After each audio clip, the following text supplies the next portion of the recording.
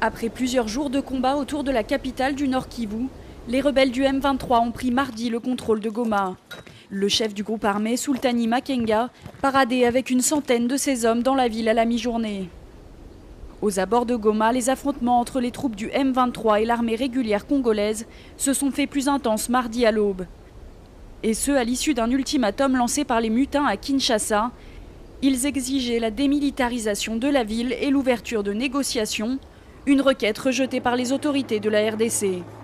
D'après le porte-parole du M23, le colonel Vianney Kazarama, l'aéroport de Goma, tenu jusqu'à mardi matin par la garde républicaine congolaise, est finalement tombé aux mains du groupe rebelle.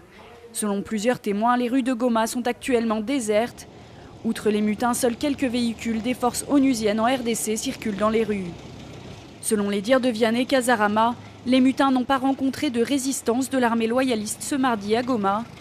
Les forces armées de la RDC se seraient, elles, réfugiées à Saké, à une vingtaine de kilomètres de la capitale régionale. Le M23 n'a pas précisé jusqu'où il comptait poursuivre les soldats de l'armée régulière.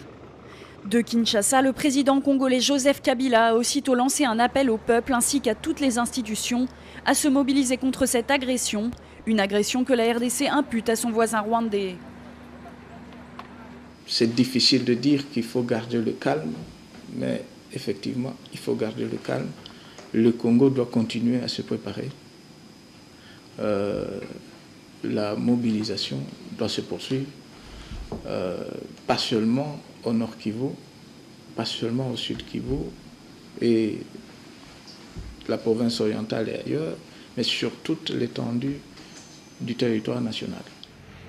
Située à 1200 km de Kinshasa, Goma compte environ 300 000 habitants, sans compter les nombreux déplacés.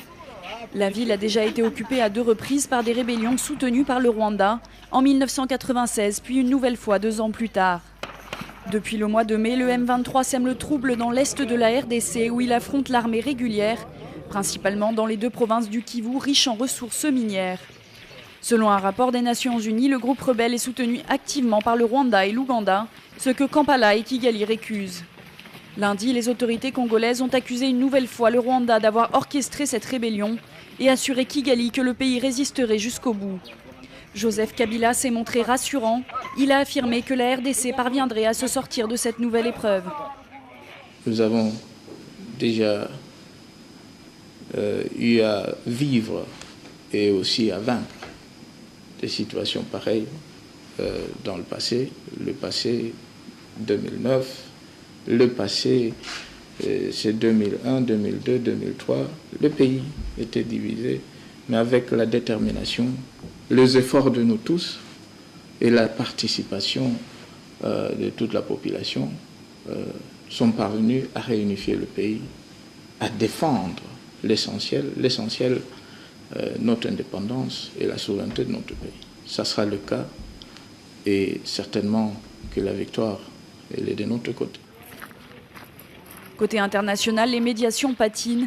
Les dirigeants de la région ne parviennent pas à s'entendre sur l'établissement d'une force neutre. L'ONU doit pour sa part se prononcer sur une résolution déposée hier au Conseil de sécurité des Nations Unies par la France. Le vote devrait avoir lieu ce mardi. Selon une source onusienne, le texte prévoit des sanctions contre les rebelles du M23 et un mandat plus robuste de la MONUSCO.